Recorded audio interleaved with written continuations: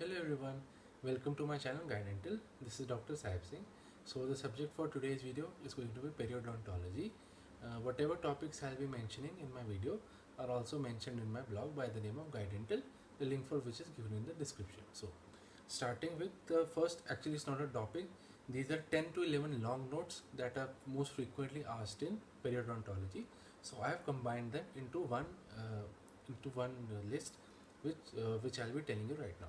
So, the first long note that can be asked is periodontal instruments and principles of instrumentation, changes in gingivitis and desquamated gingivitis, dentinal hypersensitivity, acute necrotizing ulcerative gingivitis (ANUC), and primary herpetic gingival stomatitis, that is PHG, and the difference between these two, patterns of bone loss, periodontal prognosis, resective osseous surgery, free gingival soft tissue and connective tissue autografts, gingival curettage, excision and new attachment procedures, that is ENAP, and gingivectomy.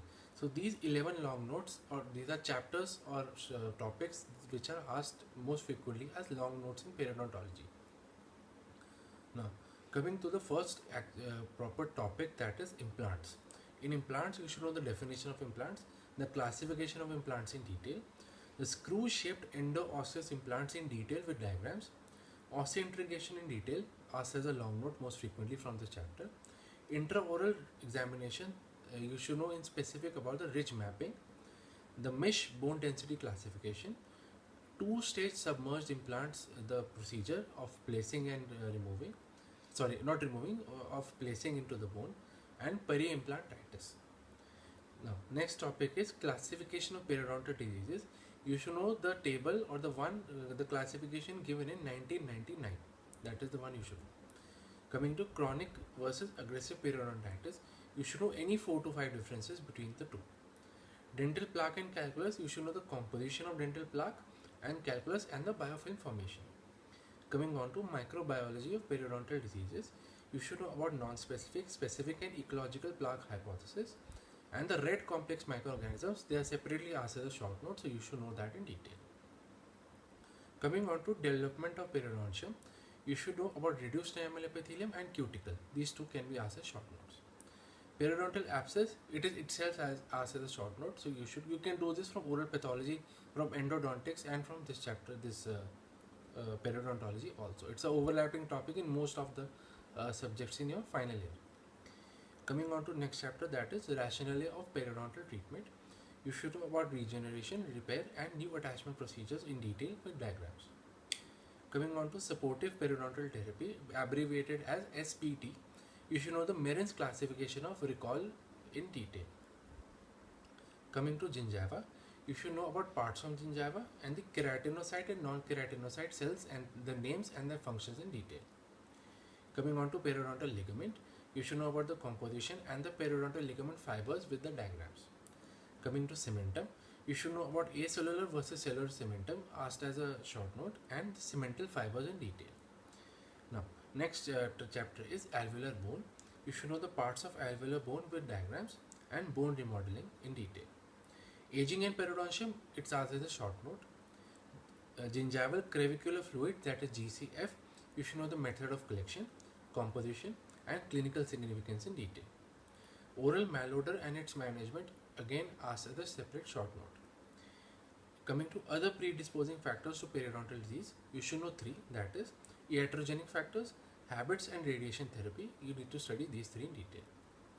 Coming on to microbial host interaction in periodontal disease, you should know about bacterial adherence, invasion, and evasion.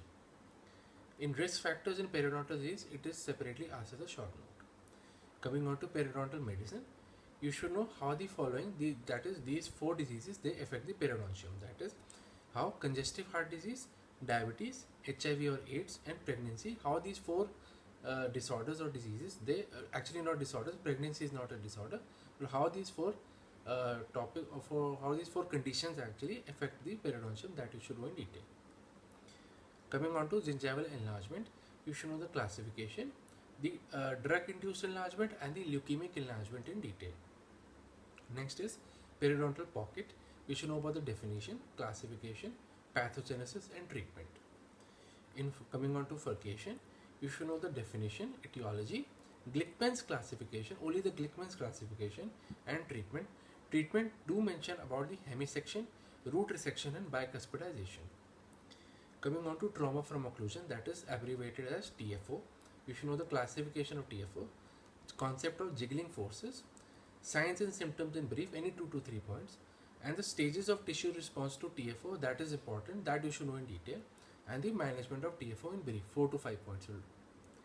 Coming on to advanced diagnostic aids, you should know the classification of advanced diagnostic aids in detail, and there can be 6 short notes that can be asked from advanced diagnostic aids. These are periodontal probes, DNA probes, CADIA, digital subtraction radiography, that is DSR, BANA test, and GCF analysis. Treatment plan, it asks as a separate short note. Coming on to local drug delivery, that is LDD. So these abbreviations which I am mentioning in each of the topics or each of the chapters, they are very important. They might ask you LDD in your exams, so you should know what it stands for. They might not give you the full form, so you should automatically come to know what they are talking about.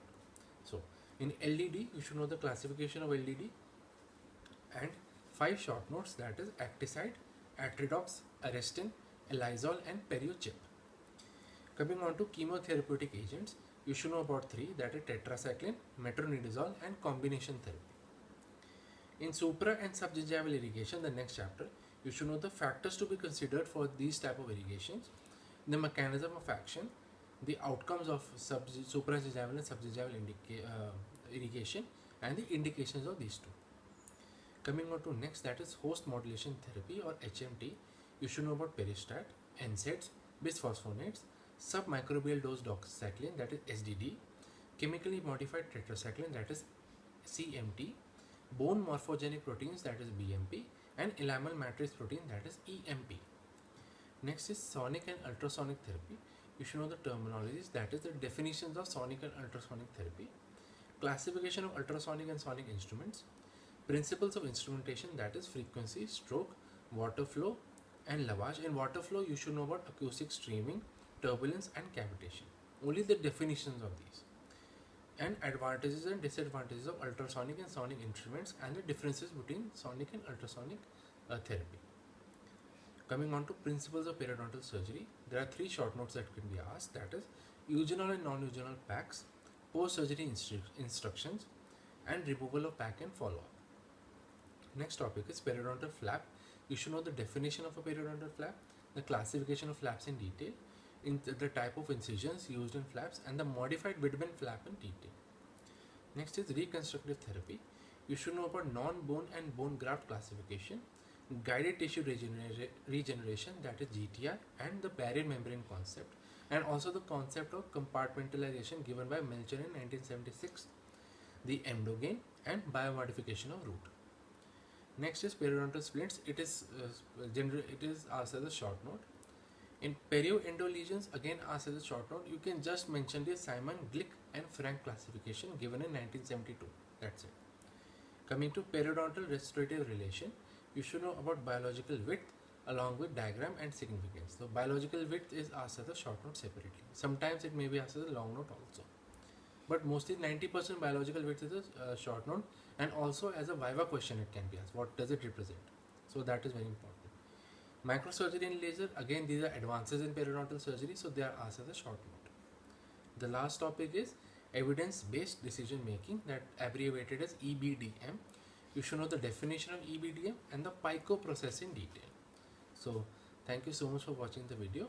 This is the end for the subject of periodontology.